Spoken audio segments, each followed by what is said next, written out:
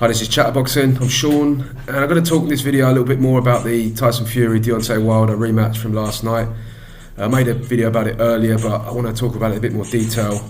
And I've got my mate El Tel with me to talk about it with me. So how's it going, Tel? Very good, mate. Very good. Still excited, to be honest. Still buzzing after an amazing fight. Yeah, it was epic, mate. Amazing performance. The whole fight, from the entrances to the fight itself, to the post-match, to everything about it was epic. Yeah, the weigh-in was massive. The build-up was massive. BT did a really good job promoting it. Seemed like in America they were doing a really good job of it as well. Yeah, this fight I think was a lot bigger than maybe anyone expected. Right, well, definitely before the first one. Yeah. But I think the quality of the performance from Tyson Fury, added to what happened in the first fight, means that this is an all-time great performance in heavyweight boxing. Yeah, I think that is probably as good a performance as I can remember seeing, to be honest, at that level in a world heavyweight title fight. Like the first fight, obviously I thought Tyson Fury won the fight. I thought he won it 9 rounds to 3, but at the same time it was kind of competitive, wasn't it? And the fact that Wilder knocked him down twice, it wasn't just a complete blowout, is what I'm saying. No. This one was just it was just a complete mismatch. Obviously, a lot of us thought that in the first fight, Fury was kind of half the man that he would be potentially in the second fight. But obviously that was the case. Physically, he was unbelievable. He was so strong. He just had it all physically. But I think more than anything, just the mindset he had to be aggressive, to be offensive, to just take that belt. He was not going home without that belt this time. It was impressive, the strength of will to just impose himself on that fight. I believed him that he was going to go for the knockout, fight aggressively, come in heavy. You saw him when he did try and do that, he had success. But the manner in which he did it and the one-sidedness of it was pretty shocking. Yeah, it was. I don't think Wilder could really believe what was going on. I don't think he thought that Fury could really do what he was claiming he was going to do. But he literally did what he said he was going to do and some. Yeah, well, I said in my prediction video, I thought Wilder would be mentally better prepared this time than he was last time. I thought he took Fury lightly. But it seemed like he wasn't mentally. I don't know if he just physically couldn't do anything because Fury just didn't let him. But I don't think he was prepared for that onslaught and that level, just how brutal it was, because Fury was literally just beating him up every round. I think he didn't expect, because he'd fought Fury before, and he just didn't expect the power of his punching. And you could see there was a body shot which was absolutely brutal. There were various shots where you thought the Fury that Wilder saw last time wasn't hitting with that kind of power, that kind of venom, and it was taking its toll on him a lot quicker. Whereas in the first time he thought, I can ride this out, and I can get schooled a bit, but I can ride this out and I've got my chance. Here he was just getting the energy sucked out of him, where he was thinking, I don't even have that punch left in me. Do you know what it reminded me of a little bit? It reminded me, and I was actually thinking this in the build-up to it as well, the Andre Ward-Sergey Kovalev rematch, where I thought Kovalev won the first fight, and in going into the second one, everyone was thinking that Kovalev, well, most people picking Kovalev to win, and people were thinking if Kovalev wins, he's going to get really aggressive and put it on him. Ward might be able to sort of mess about and nick a decision. But Ward just went in there and just bullied him and just bashed him up, body shots, put it on him and just beat him up, and the ref stopped it. It's a similar kind of style. We've always said, haven't we, that Andre Ward and Tyson Fury, there's a lot of similarities between them. They know how to use their body, they know how to roll in and out, they know how to tactically just wear an opponent down. And just that mindset, they're both you never imagine Andre Ward losing a dogfight with anyone, would you? No. Tyson Fury's cut from the same cloth. Yeah, I can't really see how. Both a little bit dirty as well, to be honest. Yeah, I can't really see how any of the. Because obviously now we know the result. There's obviously been 12 hours or whatever of everyone now starting to talk about what's happening next. Yeah, I can't see how Wilder in the next 30 days is going to say, I'm ready to go straight back into another rematch. The problem is, like, in that respect, I think Wilder, because he's like the great hope for like American heavyweight boxing, isn't he? I think that's why he's been so protected, and they've kind of kept him away from all the dangerous people, because he is the one person that they can keep that sort of legacy alive with. So there's a lot riding on Deontay Wilder, because Ruiz obviously was someone who potentially could do it, but then he just couldn't be asked, could he? He won, beat Joshua, didn't even really bother like turning up for the. No, and now you haven't really heard anything from him. So you've got to respect Wilder for two things really. First of all, taking all the responsibility of the USA heavyweight and in general boxing since Mayweather's gone, really, like taking the full responsibility for American boxing on his shoulders. Like I guess like you could include Canelo or I don't know if you would say he's like Mexican or. But either way, like Wilder obviously has had a lot of pressure on him, and he's proven himself to be a warrior. No doubt he can come back. Yeah, you definitely can't take that from him. Like that performance last night, because that was a real beating, wasn't it? And, like, he was getting beaten up like for like 4 rounds, 5 rounds, but he was still up for it. He was still trying. I don't think there's many heavyweight fighters out there in the last like 10 years at that level that would have taken that beating and carried on. At the end of the day, the corner had to throw the towel in. So. Yeah, well, I think they should have pulled him out like before that. To be honest, I think they should have pulled him out like at the latest at the end of that round, the round before. I saw JD's his trainer talking about Mark Breland shouldn't have really done it. Deontay would like to go out in his shield. Well, of course he'd like to go out in his shield, but that's not the point. Like, you're there to protect him. I mean, in hindsight, he'd like to go out in his shield, but no one actually really. Like, if you get the chance to stop someone getting knocked out and you know it's coming, he did the right thing. Like, I think it's wrong for anyone to be saying he didn't. And it's harsh on him as well because he took Mark Breland? He took the right decision as a good person. Well, with a pair of bollocks as well. Like that Jay Diaz, like, he seems like a nice bloke, but he looks a bit of a kind of yes man to me. And I don't really know like what goes on behind the scenes, but I get the impression that he's sort of saying, "Oh well, Deontay didn't want to quit." It's not up for him if he doesn't want to quit.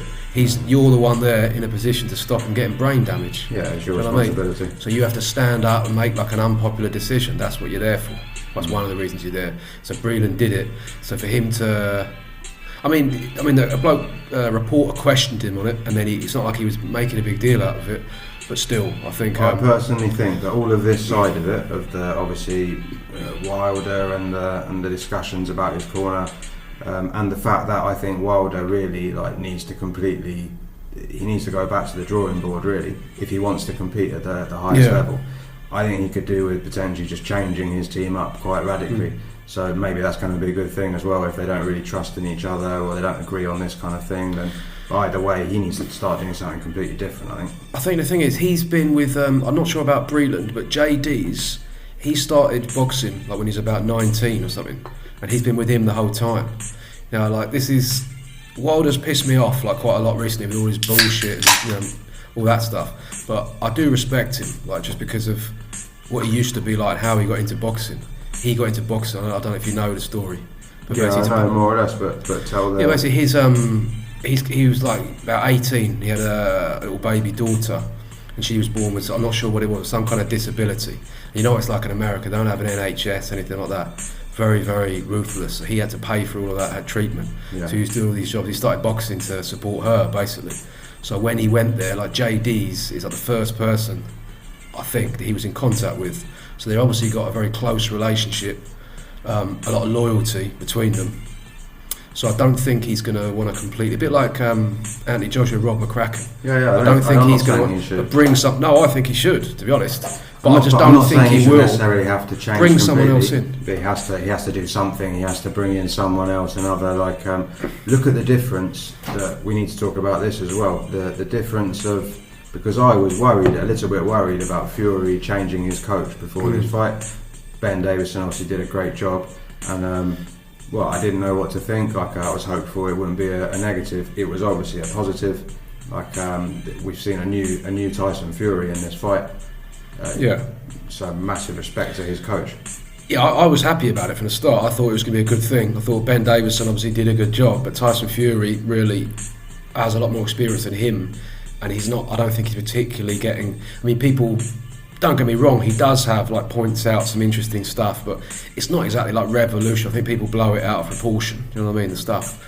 So I think that training regime, not just the trainer, but also the fact he's got the strength and conditioning, the nutrition, everything about it, and also Ben Davison, because he was quite a good mate of his. Again, I think he needed someone with a bit more, not authority, because Sugar Hill doesn't seem like that kind of character. He seems like a perfect kind of, you respect him, but he's not like, he's still keeping it fun.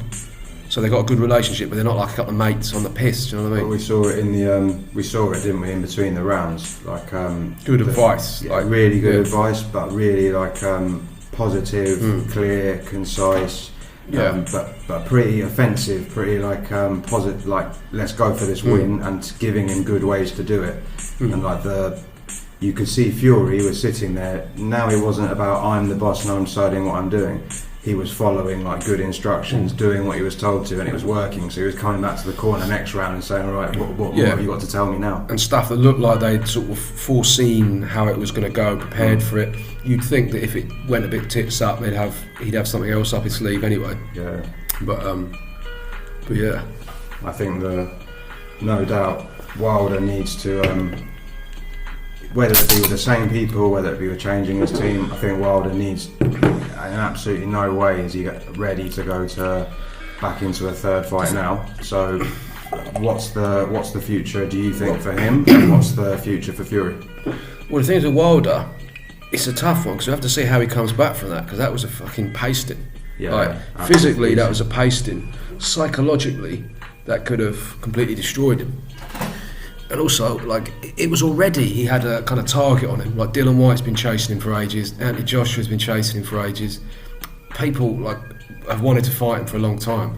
He looks, what was left of his aura of invincibility is well and truly gone now, isn't it? Yeah, so people are going to be going into fighting him more aggressive, which you could, in some cases, will be good for him. But also, that getting him on the back foot, his balance is awful. Yeah. And that's really the problem. Obviously, they're getting hit in the ear kind of escalated the problem. But if you look, for example, at the finish from, or the more or less finish from Fury last night, if you think of Wilder in that kind of situation against Dylan White or against Anthony Joshua, I think he's not got much chance. Like, the Fury did a very good job, but in exactly that kind of thing, Joshua can probably do it even better. So, like, I wouldn't want to fight him if I was Deontay Wilder. Right now, I'd be thinking I need to reinvent myself. Yeah, but I always thought that Anthony Joshua would basically steamroll Deontay Wilder. Yeah. To be honest, Dylan White I see as a shootout with those two. Someone will get knocked out within the first 3 rounds. Sure. Now Dylan White is obviously a power. He's aggressive. Deontay Wilder wouldn't be able to stand up to that attack, but at the same time, he's a lot more likely to be able to like hit Dylan White clean than he is Tyson Fury. Yeah. So someone would get taken out quickly, in my opinion, in that fight. Joshua, I think, has got he's a bit more calculated in his attacks, and he can defend him. He's harder to hit. He's not as hard to hit as Fury, but he's good enough at like keeping himself in the right distance, blocking. You know what I mean? And then as soon as he gets that moment to get in, Wilder just can't defend himself. He's going to kind of lean back. His feet will be all over the place, and he'll just get. I think what really I'm saying now is that after this fight and after the previous fight against Fury, after the fights against Ortiz, I think that Deontay Wilder really, he's in the little group now that he should be fighting with maybe Dylan White, maybe Joseph Parker. Like, he's at that kind of level. I don't think he's even really like at the. I don't think he's going to do anything to Joshua, to the best Joshua, and I don't think he does anything to the best Fury. I think we've seen that like last night. Yeah, I think Fury is Fury's beaten him twice, hasn't he? First time outboxed him, that time just outfought him. Yeah. I don't think like psychologically that's a good fight. I just don't really see what he can do. He got puncher's chance, hasn't he? But really, is that enough against someone who's got a good chin, big, strong, game, skillful? It's just what's the point? He hasn't shown anything really that he can. If I was Wilder, I'd really want do to, anything in that. I'd want to change up a few things, try a few things, fight some good fights, and win some good fights. You're going to have to beat the likes of Parker, maybe Dylan White, like etc. Dubois, like these kinds of fights. and wait for in a year and a half to then get your chance to then fight against Joshua or Fury again. But I think he needs to go back to the drawing board a little bit. The thing is with Wilder, he's like 34 years old. Yeah. I think he's had his hand broken quite a few times. He's had like other injuries in training. He didn't start till he was young. I mean, till he was quite old in boxing terms. So he's a sort of young 34. Is he 34, 35? But still, he's kind of. It might be too late for him to really change his style and get proper schooling. Yeah, someone commented on my video earlier.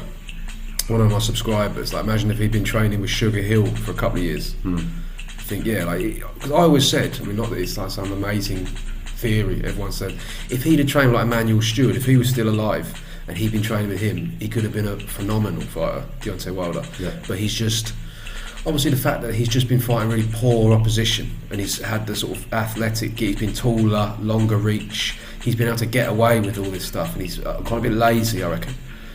So he hasn't had a good schooling, has he? No, he hasn't had a good schooling at all, and he's always been quite dismissive of like schooling. He's always been like, oh well, I got the power, and he's taken that he hasn't taken that criticism well. He's got a kind of bad attitude towards it, rather than taking it on board. I think he's just saying, well, I've knocked everyone out, and you know, everyone thinks that you know, Floyd Mayweather and like Sugar Ray Leonard style is better than my. Yeah, basically it is, mate.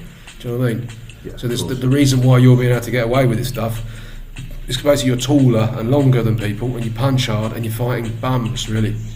Well, so if you're also, and let's face it, when you have fought against the top people, like in the fight, the two fights against Fury, in my opinion, the judges get it completely wrong. In the second fight, Fury doesn't let it get that far, and neither does the corner. But the referee was doing everything he could to help his man out a little bit, in my opinion. And who knows what could have happened in that fight. So I think like really Wilder needs to. He must now be sitting there thinking, I'm not quite the fighter I thought I was.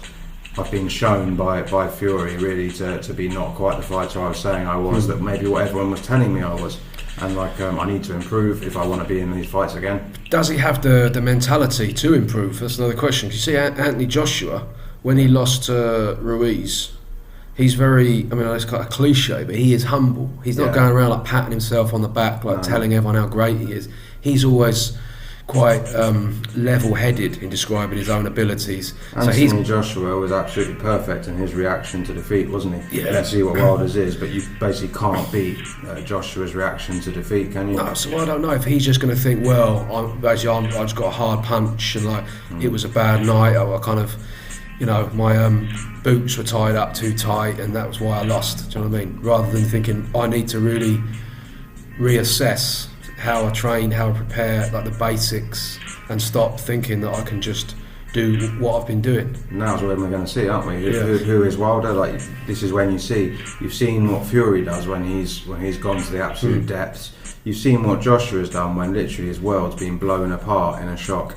Like now we'll see what Wilder does. I personally think Wilder has definitely got like a very, very strong character. Like he's got a lot of heart. I think he has nowhere near the talent really of like either Fury or Joshua, but he has got a lot of heart. I think he needs, like, to be honest, I think he needs better management, better promotion, better training. Basically everything that isn't about Deontay Wilder probably should be better, and he needs to improve, like with the help of all these people. But I think he should have been brought along better. I thought he's basically padded his record too much, got too stuck in his ways.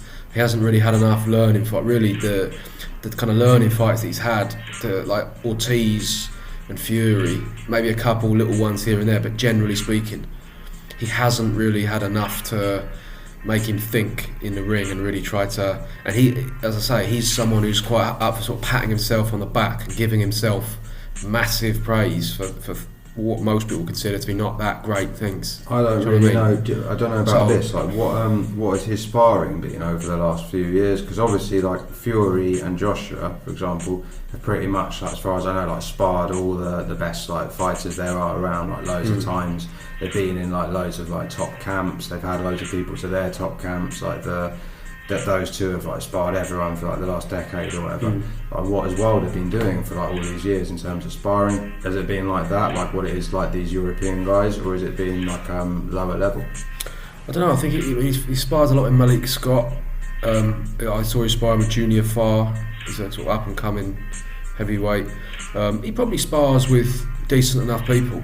I just don't think he really works on the basics. I don't think he really, like I said before, he doesn't respect the basics. If you listen to him talk, he's quite dismissive of it, and he thinks he's like one of those people who thinks he knows best. Do you know what I mean? Which is a dangerous mentality to have, especially in something like boxing. I mean, there's a reason why most people generally think that a certain thing's a good idea. It's not. It can be that everyone, but normally it's because it's a good idea. Yeah. Do you know what I mean? So that's, I think, the problem. So we don't really know physically how he's going to be. In terms of psychologically, then that's interesting. But physically, he might be really fucked up. Yeah. So we'll find out soon. But my advice would be to him: don't take the rematch. Not just because I don't want to see it, but just because I don't think it's a good idea for him right now. I think he should give himself time to heal. Yeah. In Joshua's case, he really had no choice but to do that, because he built up all that stuff, and if he then just let it go, he'd never see any of that again. Whereas and there's no reason for him to think he can't come back and beat Ruiz and take everything back off him. In this situation, you've been done twice by Fury, and like you're a long way off being able to beat this guy. So it's a completely different situation. Well, he's still a big name. He's still quite popular. He's not. He's quite popular, like in different countries. Definitely, he's quite popular in the UK. A lot of people don't like him, but at the same time, a lot of people do like him. Yeah. He's obviously got his fan base in America. He's a big puncher. He can speak quite well. So it's not like he won't get an opportunity again. For example, to see him fight like versus Dylan White at Wembley or at the O2 or I don't know what, absolutely massive fight. I'd love to see that. If Fury and Joshua fight each other, he should sort of give himself a bit of time, fight a tune-up, and then fight against Dylan White. That would be, because he'd have more chance of beating Dylan White than the other two. Obviously, it's a grudge match. For both He'll of do them, massive it's a great numbers. fight. Yeah, it's a great fight for both of them. Yeah, massive numbers. Yeah. I mean, it's exactly the kind of fight that all the fans want to see. Yeah, and the build-up, Wilder's the kind of ridiculous. Wilder's the kind of fighter you want to see in those kind of fights, and he might as well become that fighter now because he can now. He's got nothing to lose. Now he's lost his unbeaten record. He can become the fighter that he could be really. Yeah, just become all action, demolition, just pure danger. And really engage, and maybe learn a few more tricks of the trade and become a better boxer. Yeah, basically the fundamental thing of just not just sort of leaning back, with get him to do some sparring with people who are taller, long range, and just get used to sort of coming out without just doing this and making sure your feet are in the right position, because his feet placement is shocking. But I think because he used to be a basketball player, so he's quick on his feet, especially when he was young. He could always get himself out of trouble. So he get himself into a silly position, but then because of that natural gift, it kind of overrode it. So that's why I think he's in this position. Anyway, you talk a little bit about Fury then. The Gypsy King. Yeah. The legend that is Tyson Fury. Yeah. What a performance, mate. Let's be honest. We might as well be honest. Yeah. Both of us have been big fans of Tyson Fury for a long time. Yeah. For a very long time. Yeah, we watched the Klitschko fight together, didn't we? Yeah, but we were fans. Yeah, but obviously way before then. But 5, 6, 7 years before that. Do you know what I mean? And we were watching his fights before then. So this has been an amazing, real journey watching Tyson Fury from all these. Do you know what I mean? From being on some beach wherever there he was in Monaco. Yeah, calling out Chisora. Yeah, giving it large on the beach. All those. When he's calling David Price a big stiff idiot. Yeah. Plumber from Liverpool. all of these classic Tyson Fury moments. Then obviously the bad times. You're hoping he can get back to one day be where he should be because he deserves it. One of the first videos I made actually was about when Tyson Fury kind of went off the rails, and I made a kind of video talking about that, however long ago that was. Yeah. So do you know what I mean? It's amazing to see someone you think's a good person, who thinks one of the most talented fighters you've ever seen, one of the most talented sportsmen really you've ever seen, do something like that. It's amazing what he's done. Yeah, but just the way he can rise to the occasion and just put on because you see him. I mean, obviously Otto Wallin is not a bad fighter, but he's not a great fighter either, is he? So to go from that, I mean, it's not the first time we've seen it. to then when you fight someone like Wilder, who I think we can all agree is a bit better than Wallin, and Klitschko, and just raise your game and just do a job on people. Tyson Just Fury is a mindset, you know what I mean? That big game mindset or big fight, whatever. You know what he's what they call in America clutch, isn't he? He's an ultimate winner. He's the kind of bloke that when it comes to it, he did do enough in the first fight. Like even though, despite the fact that physically he wasn't really up to it, like he won that first fight, and like he should have been given the win. You know, even though he'd been knocked down by this great puncher, he got up to win the fight and then wasn't given it. So then he just came back and beat the hell out of him in the second one. Yeah. Like this guy's an unbelievable fighter in every way. Yeah. Unbelievable character, like mental strength, skill, like the ability as well to like for him to like just sort of be so relaxed when he's going in like on his throne. He's like blowing kisses to the crowd. Like this is just minutes before he launches himself into an absolute destruction of like Deontay Wilder. Like, but he's so relaxed before it, and then he just flips the switch and just kills that guy for the 7 rounds. You know, for me, the manner in which he did it was brilliant because everyone, like especially people in America, there was quite a as you'd expect, quite a sort of smugness from a lot of people, like, oh well, you know, if Wilder like hits him, it's over, and he just can't take the power, as if he can just mess about and nick a points victory. So he just sort of go out there and just literally just beat him up like it was some man against a 14-year-old, basically, is what it looked like. Yeah. Just do it in Las Vegas. It's just a real fucking quality performance, isn't it? Yeah, he's basically earned certainly every penny he's got and every bit of praise he's got. But what I'm interested now in seeing is like what happens next with Fury. So obviously the fight we want to watch is Fury versus Joshua. I think like it can be done. I don't know, like you know a lot more about this than me. Tell me about the situation, about Bob Arum, about Hearn, about everybody involved. I think the two fighters will want it. But like, tell me about the situation of television companies. And we've got the issue with obviously like what's going on with Deontay Wilder. So that's not. Yeah, of course. We have to wait and see. The problem I see it is that was a massive fight, as you said, in America.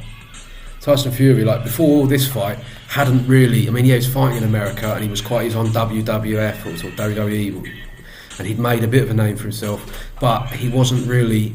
This was like a breakthrough or breakout fight, wasn't it? This is massive in America. So now he's a Vegas fighter. Yeah, I mean he's really like put himself on the scene, and he deserves it. Obviously Joshua is massive in the UK, so that fight obviously should happen in the UK. But he signed with ESPN, Top Rank, making a load of money in America.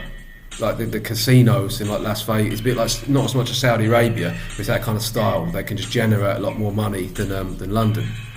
And the fact that he's there, and the fact that Bob Arum is gonna want to keep him fighting in America. I don't see Bob Arum like saying, "Go and have the fight." And Frank Warren just basically does what he's told, really, doesn't he? I think at this point. Of course. So that's going to be the complication where the fight's going to be. What do you think? I mean, personally, I think it would be a bit of a travesty if it didn't happen in London or the UK. But if it did happen in Vegas, what is that like in any way acceptable in your opinion?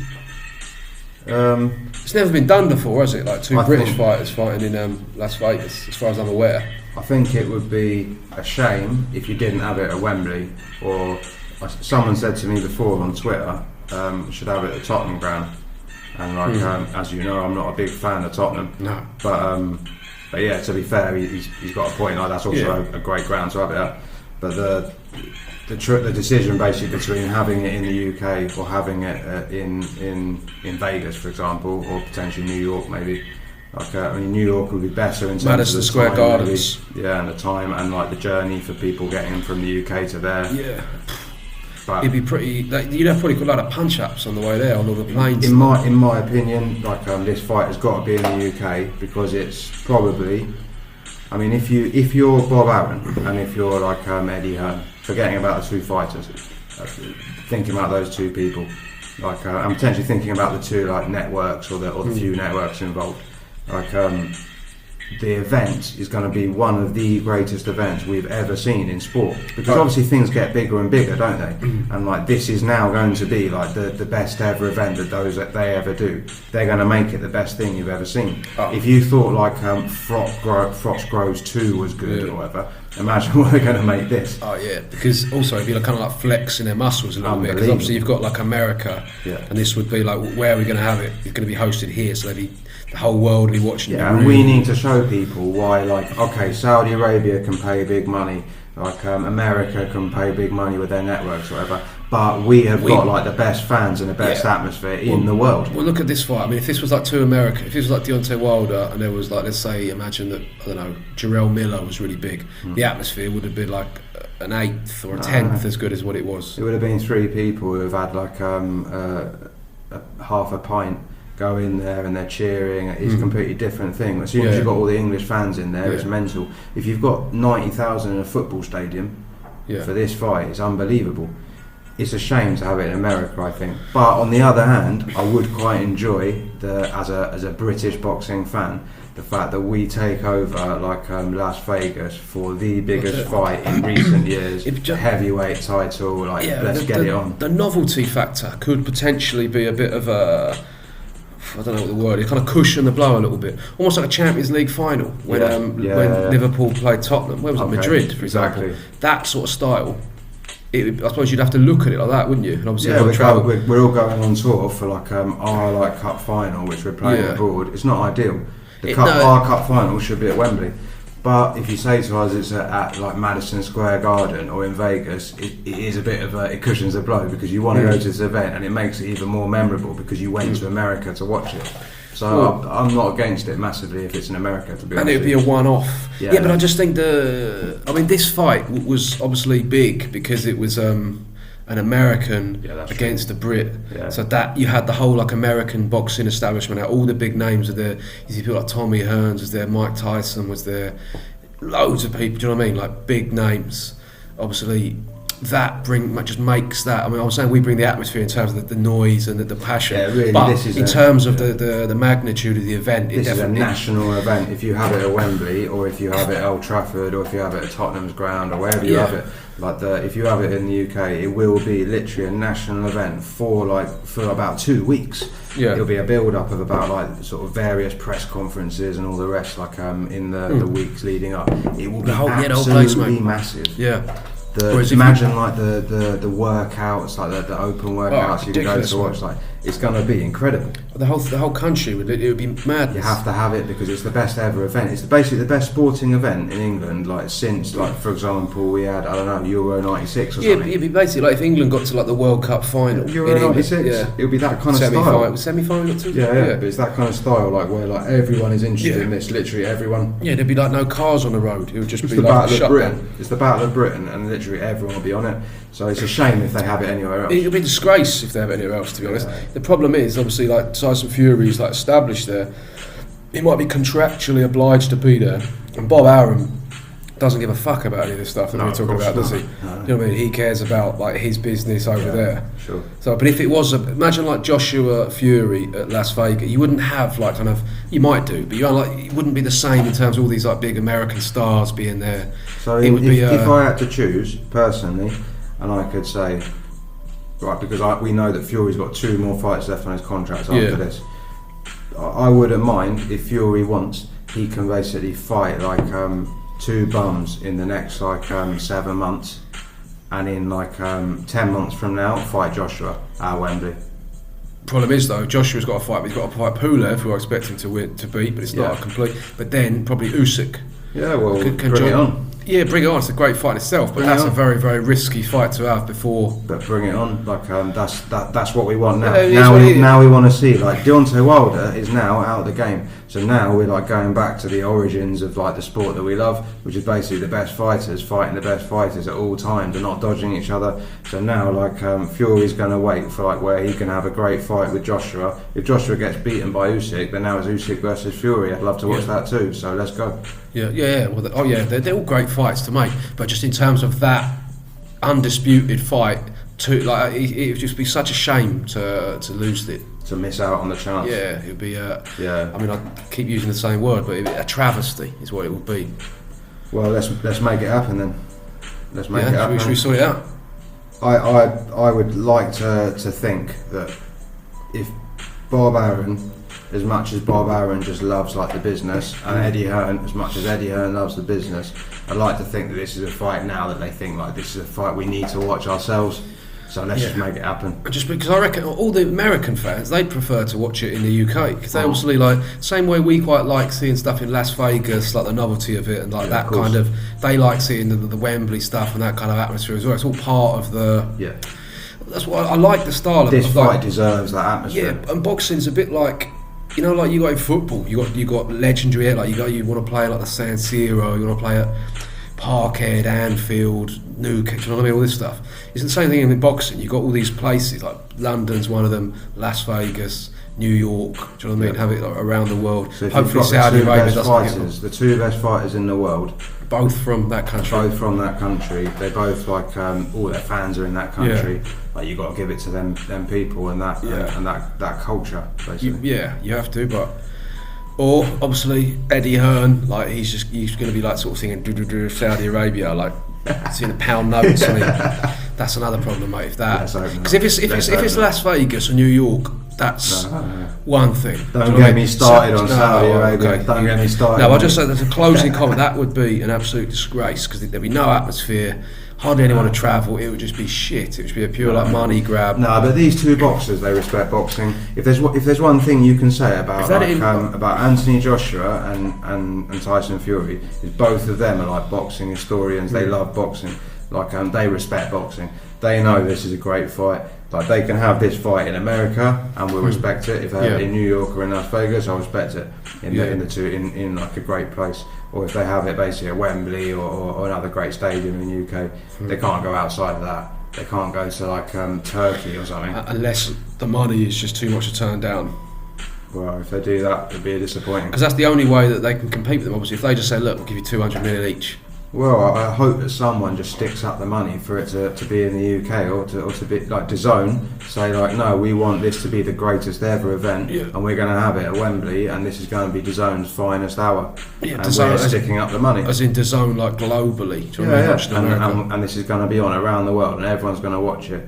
It's going to be one of the greatest moments in sporting history. Yes, mate. If you're listening, the DAZN executives, make that happen. Let's go. Let's go! Should we leave it there then? I think we've talked about enough.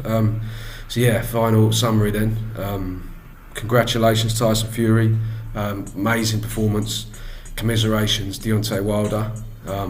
Brave performance from him. I mean, he said he wanted to go out on his shield. To be honest, I think he did, really, because it wasn't him that, stopped the fight. He just got saved by his corner. So, all right, Tel, thanks for coming on. Yeah, pleasure, mate. Thank you, everyone, for watching. And cheers. Good night.